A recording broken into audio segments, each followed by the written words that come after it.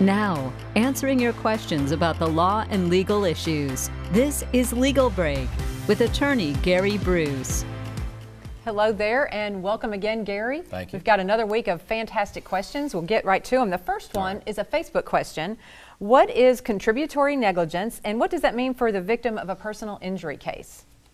All right, good question. Kind of a technical legal question, but one that juries are faced with. So, you know, in a trial, here's what happens. A jury at the end of the trial is given rules by the judge, and they're told, here's the rules, here's the law. Now you apply these facts using the law and come up with an answer. And one of the things they're asked in Georgia and Alabama, everywhere, is was the plaintiff contributory negligent?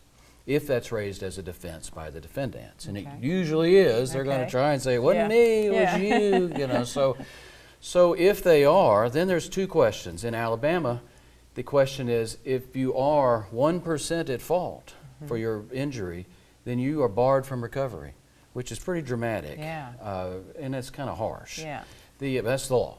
And then out in Georgia, the law is a little more flexible. It is, are you less responsible than the other guy? And if you're less than 50% responsible, then you can still recover.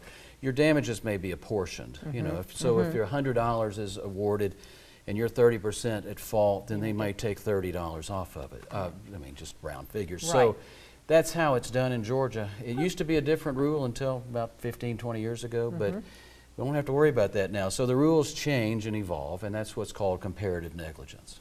Very good. Very interesting. I learned something today. We have a man on the street question. Let's roll that and answer that one. Hey Gary, what's uninsured motorist coverage and do I need it?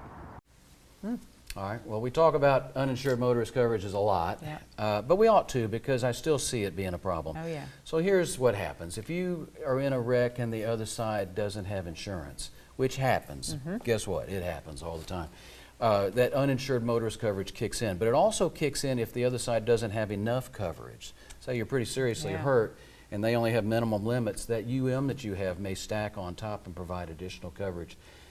It's not required by law, but I think in these days and times you should buy it. So read your policy, look and see what you have, make sure you've got and don't skimp on it. It's cheap, but when you need it, you'll be glad you have it, I promise you. So UM's important to have. And anyway, good question. Thank you. Keep sending questions. We love them. It helps. But I'm a big advocate for uninsured motorist coverage. Great. Thank you very much. And we look forward to seeing you on the very next Legal Break.